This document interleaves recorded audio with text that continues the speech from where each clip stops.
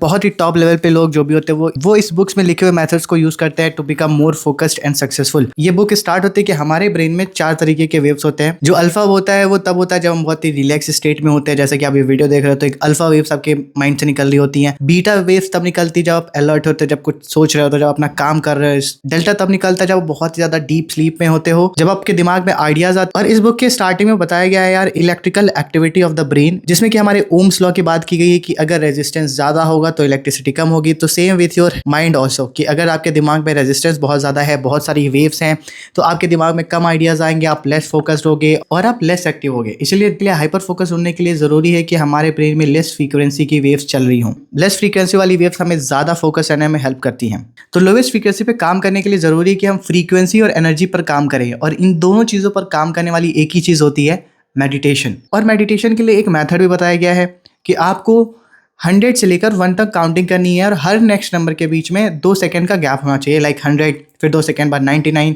फिर 2 सेकंड बाद 98। यही सेम चीज़ आपको करनी है कुछ दिनों तक, और नेक्स्ट डे में आपको ये करना है कि आपको 50 से 1 तक करना है, फिर आप 30 से 1, फिर 20 से 1 कम करते जाओगे उस काउंटिंग को। मेथड 2 में बात करिए मिरर ऑफ द माइंड। आपको वो टाइम इमेजिन करना है जब आपके लाइफ में सब कुछ बढ़िया चल रहा था, सब कुछ वैसा चल रहा था जैसा कि आप चाहते थे। उस टाइम आप कैसा फील कर रहे थे जब वो चीज़ें हो रही थी जैसा आप चाह रहे थे। और इसी मेथड में ये भी बोला गया कि जिस फ्रीक्वेंसी में कोई प्रॉब्लम होती है उसी फ्रीक्वेंसी में उस प्रॉब्लम को सॉल्व भी किया जाता है। अगर बीटा वेव या उस फ्रीक्वेंसी पे कोई प्रॉब्लम हुई थी आपके लाइफ में, तो आप उसको अल्फा पे आके सॉल्व नहीं कर सकते, बट अल्फा ही वो वेव है जो आपको प्रॉब्लम सॉल्व करने में हेल्प करती है। इसलिए हमें इस मेंटल ट्रेनिंग की जरूरत पड़ती है। और इसी method 2 mirror of the mind में 3 लॉस की बात की गई है। डिजायर, कि आपको जो चाहिए, अगर पैसा चाहिए तो क्यों चाहिए। सेकंड, कि आपको बिलीव करना होगा कि आपको जो चाहिए वो आपको मिल जाएगा। और तीसरा जो है वो है एक्सपेक्ट, कि आपको जो चाहिए वो आप एक्सपेक्ट करो, बट आपको उस एक्सपेक्टेशन या रिजल्ट से अटैच नहीं होना है। मेथड 3 में बताया गया 3 फिंगर टेक्निक। और इस टेक्निक बहुत ही सिंपल चीज है कि आपको अपने दिमाग को याद दिलाना है कि जब भी मैं 3 फिंगर्स का यूज करूंगा तो मैं बहुत ही इंपॉर्टेंट काम करने जा रहा हूँ। ये सिर्फ एक रिमाइंडर आपके दिमाग को, इसको एक ट्रिगरिंग मैकेनिज्म बताया गया है। ये मेथड 4 में द पावर ऑफ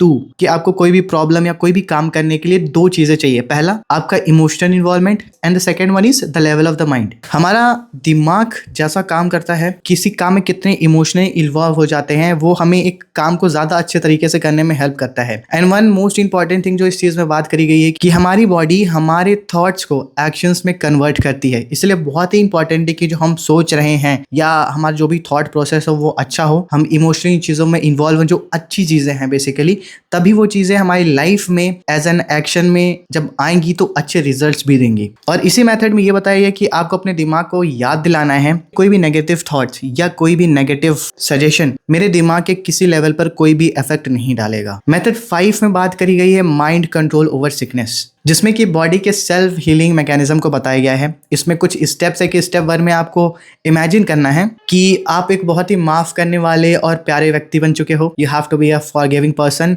क्योंकि ये आपके लेवल ऑफ माइंड को इंप्रूव करने में हेल्प करेगा। सेकेंड में बताया कि आपको अपने बीटा लेवल पे एंटर करना है, क्योंकि बीटा लेवल पे ही 6 थॉट आते हैं। तो इसके लिए जरूरी है कि आप अपने बीटा लेवल पे एंटर करें, उन सिकनेस वाले थॉट्स को खत्म करें। स्टेप 3 में आपको अपने स्टेप 1 के बारे में बात करनी है कि मैं एक माफ करने वाला व्यक्ति हूँ। स्टेप 4 में आपको इमेजिन करना है कि क्या आपको हार्म कर रही है, क्या एक चीज है जो आपको बीमार कर रही है, और इमेजिन करो कि वो कौन सी जगह पे है जहां पे आप हील कर सकते हो। स्टेप 5 में आपको इमेजिन करना है कि यार आप एकदम ठीक हो चुके हो, आपको कोई भी प्रॉब्लम नहीं है। वो जो पिछले स्टेप में आप जिस बीमारी के बारे में सोच रहे थे, अब वो एकदम सही हो चुका है, आपको कोई भी प्रॉब्लम नहीं है। और स्टेप 6 में आपको मेंटल हाउस क्लीनिंग करनी है। सारे नेगेटिव थॉट्स, सारी बीमारियां, वो जो भी चीज़ आपके दिमाग में आ रही थी उन सबको खत्म कर देना। मतलब बेसिकली वो पूरा ही जीरो हो जाना चाहिए, एकदम आपके मेंटल घर की सफाई हो जानी चाहिए। इसी स्टेप 6 में बात की गई है कि अगर आप किसी चीज को इमेजिन कर सकते हो, उसको देख सकते हो, तो आप उसको अपने रियल लाइफ में भी लेकर आ सकते हो। मतलब कोई सपना है, या जैसे कि प्रॉब्लम्स के बारे में बात करी गई थी ऊपर, कि अगर वो मैं इमेजिन कर पा रहा हूँ तो उसको मैं अपनी लाइफ में भी लेकर आ सकता हूँ। It can happen in your real life as well. अब मेथड 5 में सारे स्टेप्स कंप्लीट होने के बाद आता है मेथड 6, विच इज